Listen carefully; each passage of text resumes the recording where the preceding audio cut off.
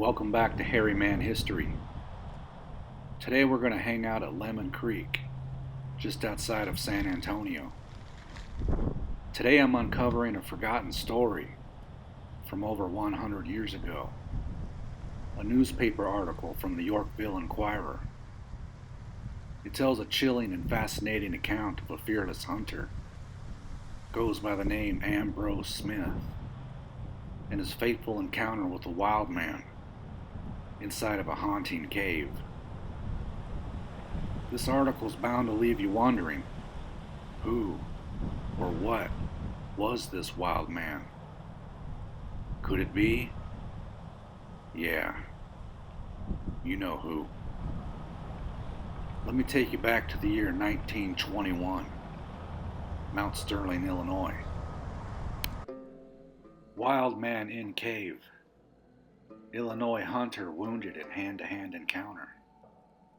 A wild man living in a cave near Mount Sterling, Illinois, is thwarting all efforts of police and armed citizens to capture him, and is keeping the countryside in terror of his raids on outlying farms.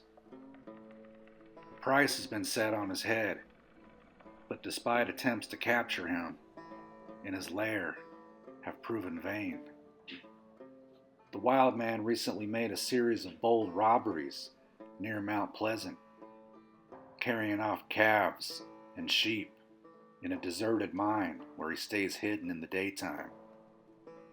Ambrose Smith, a dead shot and a tireless hunter, was seriously wounded in a terrific hand-to-hand encounter with the mysterious man monster.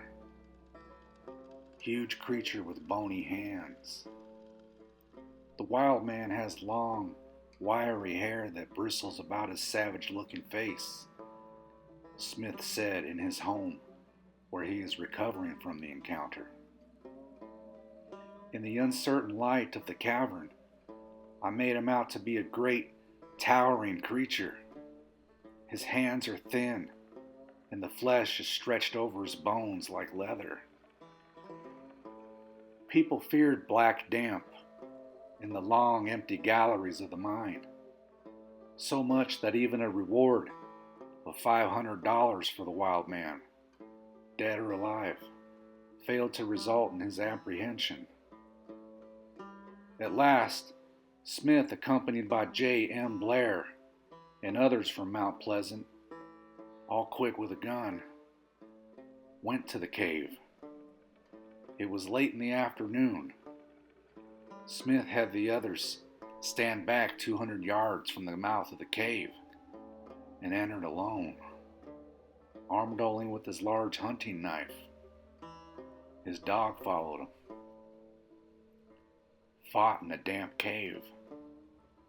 Night fell, and the watchers waited in vain for Smith's return. Then there was a great noise, and the dog ran out whimpering. The men then went into the cavern in search of Smith.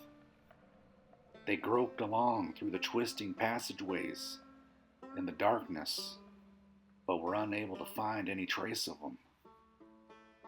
At midnight, Smith crawled from the cave on his hands and knees and fell faint and exhausted at the feet of his friends. "I did not get more than 50 feet into the cave, boys," he said as they carried him to the doctor, "when I saw the wild man glaring at me a few feet away. Then he sprang at me and held me in his steel-like grip. I tried to knife him, but he held my wrist.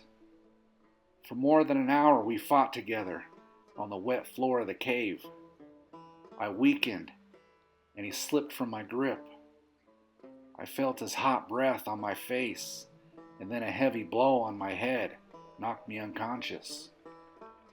I don't know what happened after that. When I get well, I'll make another attempt, and next time, I'll get him." So, what do you think about this encounter, folks? Keep in mind, this happened long before the famous Patterson-Gimlin Bigfoot sighting in the 1960s. Do you see any similarities to the modern day sightings? Tall, great towering creature with long wiry hair. Carries off calves and sheep. It puts Smith in a steel-like grip. It had an ability to elude multiple armed men. Even made the dog retreat and whimper. Could this have been an early glimpse of the same legendary being? Let me know your thoughts. Keep searching. Keep questioning, because the answers are out there. Until next time.